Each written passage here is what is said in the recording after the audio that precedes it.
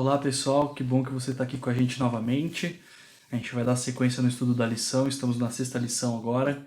E como a gente está estudando aí a história do povo de Israel, né, a reconstrução da cidade de Jerusalém, dos muros, a gente falou de novo sobre Neemias, Esdras, toda essa história do povo saindo de Babilônia, saindo da escravidão de novo, né, dessa vez também cumprindo uma parte da profecia.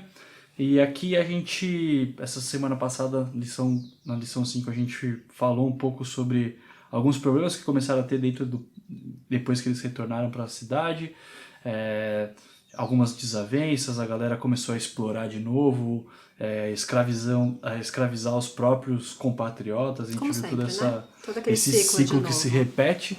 E é interessante que agora a lição ela traz um outro ciclo, né, Sim. que volta para isso, que o povo se volta para Deus, se volta para a leitura da palavra, se volta para o estudo.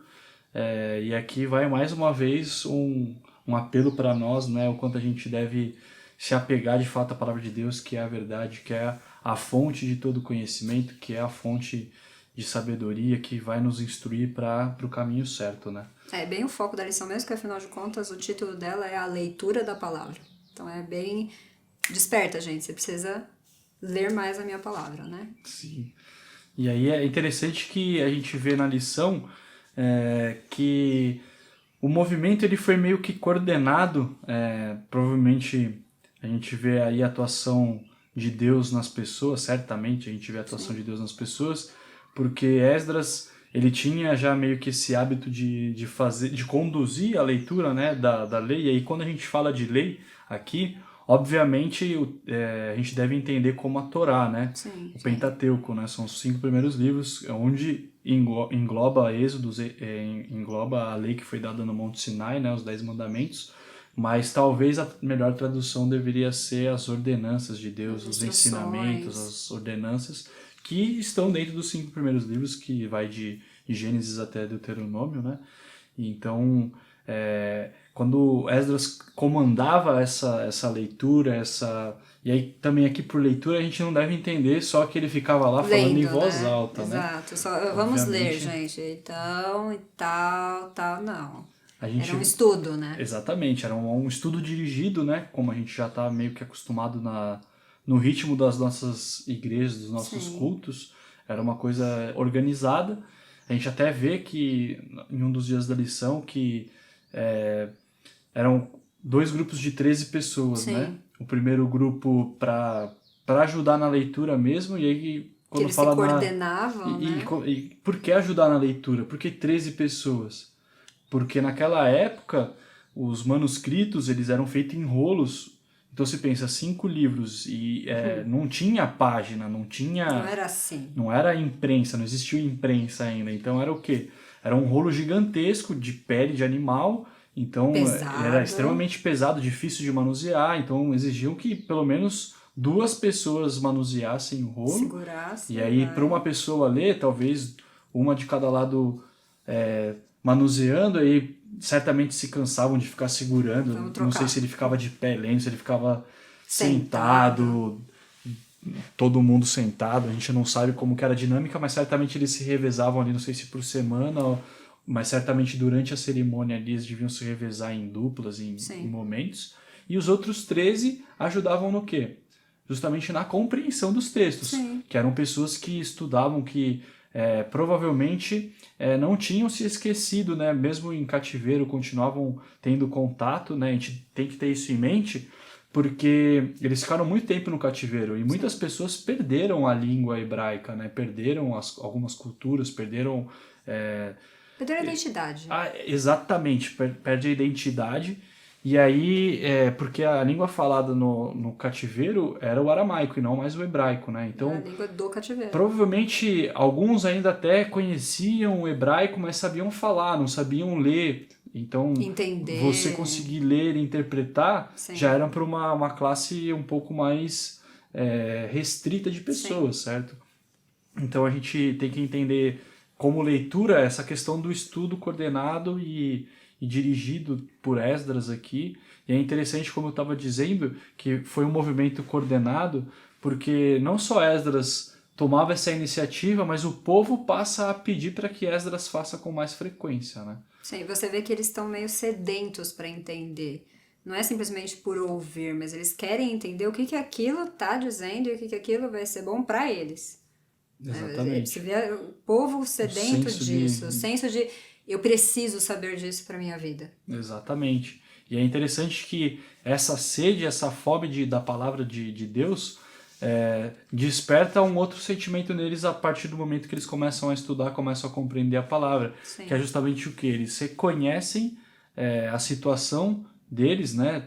A gente estudou a semana passada a questão da opressão, a questão dos pobres que eram negligenciados, que também era rotineiro isso. Sim, sempre. Então eles reconhecem que estavam em pecado, que eram pecadores, e causa meio que um sentimento de preocupação, de angústia, certamente. E só que ao mesmo tempo que você estuda e te dá esse choque de realidade, né? A gente sempre compara a palavra de Deus com um espelho, né? Sim. Porque o espelho ele te mostra que você tá sujo.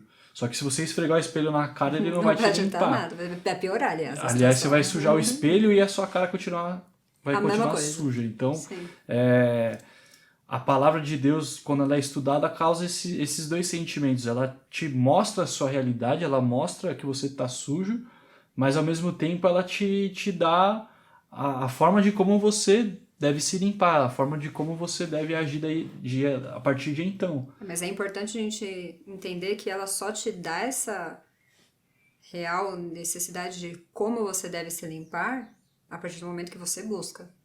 Porque se você não tem o interesse para realmente entender o que você precisa fazer para se tornar limpo, você não vai conseguir encontrar isso na palavra de Deus. Sem dúvida. É aí que está a diferença entre você só ler e você ler e interpretar. Estudar. Então é importante deixar isso claro, né? Como a gente já colocou aqui, o que era feito por Esdras naquela época. Porque ele não simplesmente lia e demonstrava qual era o erro. Ele lia, interpretava, mostrava qual era o erro e mostrava o que eles deveriam fazer para reparar esse erro. Para voltar a Deus. É a questão do espírito com que era feito, né? Exatamente. A humildade, de contrição, de uma busca verdadeira e sincera. Sim.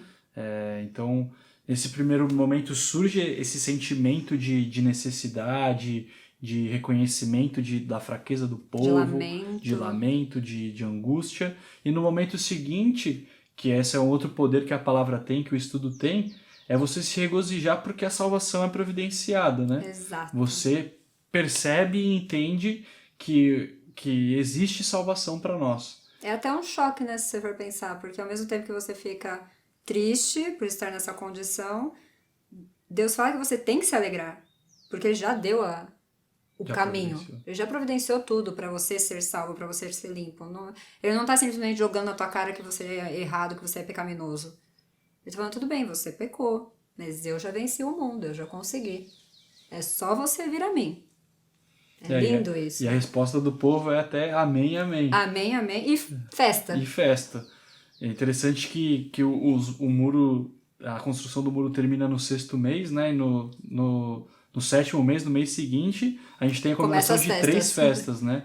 E fala que justamente esse momento acontece já na primeira festa, que é a festa das trombetas, da Rosh Hashanah.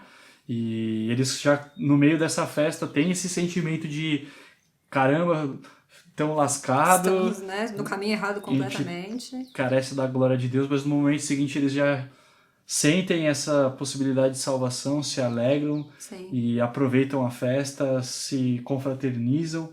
E esse é o sentimento da vida cristã, né? Sim. Esse é o sentimento da vida cristã, é você compartilhar com os outros os seus fardos e principalmente se alegrar, né? Porque a salvação já foi providenciada para nós, né? A gente até precisa entender essa questão da alegria, né? Porque até em Neemias 8:10 fala, a alegria do Senhor é a vossa força.